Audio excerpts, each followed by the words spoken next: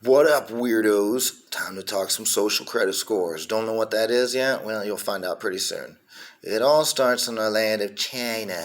Alright, so in China, we got a thing called the social credit score. It's also in other countries around the world too, but it's mostly known for being in China. What that means is if you want to go purchase something, but you've been deemed to have bought too much meat this last month, tough shit. You're not getting any until they allot you more time. If you've used the internet too long today or this month, if you've played video games too long, if you've eaten too much chocolate, if you've traveled too far, if you've put too much gas in your car, or electric vehicles, you can just completely get shut off and say, oh, no more charging this week, no more charging this month. What it all comes down to is control. Controlling you and your freedoms, your liberties in the world. Yeah, but Derek, you're talking about China. Why? What does that have to do with America? It has everything to do with America because most of these implementations have been happening because of things we've done ourselves. We have set up China to be the petri dish for everything that's going to be forthcoming to America. We already have, in ways that we just don't recognize yet, social credit score shit going on. So if you look at on the insurance commercials. Those who drive less save more money. Well, that's an incentive program for you to do less. We have 15-minute cities starting up in the United States, but mostly over in other countries where you're only allowed to travel 15 minutes. That's it. If your job's 25 minutes away, tough shit, find a new job. All of it comes down to control. They don't want you to have the freedom that we're allotted from our God, our Creator, whatever you want to call it. But at the end of the day, there's no man or woman or whatever you are that can stand in front of another and tell us what to do. Nobody has been giving you that platform. Nobody has been giving you that right. You can say elected officials all you want, but at the end of the day, we're all still humans. Okay? So, let's talk about TikTok. We've known that TikTok's been this, quote unquote issue in the U.S. for the past couple of years now. Lawmakers are scared to death. They're thinking China's going to steal all our secrets, even though every other fucking app you download steals all the exact same information, all your messages, all your encrypting things, everything. Everything's already on there. And so TikTok, even though I don't have it, I don't have much of a problem for it. But we have just now, this week, it's funny because as much as we complain about tactics in China, we are reverting to tactics like China.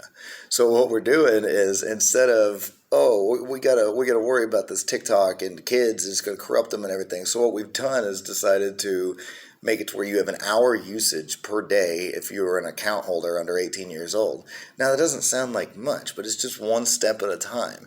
So what's funny is, while worrying about TikTok being invasive by China, we have literally implemented their own tactics of beginnings of social credit score. And so, before too long, we're going to see these things. And no, you think that it's not here already? It has been here. Look to 3 years ago. Look to certain cities where you couldn't go in or out of the city without your vaccine passport, without your paperwork. Show me your papers, please. You had to have a reason to be on the highway in certain major cities to be able to prove that you were going to work, to prove that you were going to the grocery store. Oh, grandma's in the hospital? Tough shit. We're in the middle of a pandemic. You can't go anywhere or I'll save lives, right? All of this comes down to control, once again. At the end of the day, it's kind of like some Soylent Green or, any of that kind of shit to where before too long, red meat's going to be bad. You can't buy any red meat because you're only allotted 1 pound per month. You can't buy this. You can only buy approved government things. You can only do as you're told. Put on the sunglasses. Like they live. Rowdy Piper, man. Either start eating that curb or put on the sunglasses. It's what we've all been trying to tell you guys for quite a while. It's just look around you. Look at the little implementations that happen every single day. Because if you don't look around now, all these things are just getting bigger and bigger and they're compounding. And then by the time you notice it, it is way too damn late. It is the point of no return. China is not going to be much different than the U.S. is not going to be much different than the way China is right now if we don't do anything about it. We need to wake up. And, whether you want to resident in chief or whatever you want to call it, I'm a libertarian. I could give a rat's ass about either bird's wing. But or either wings of the bird, whatever, you get my point.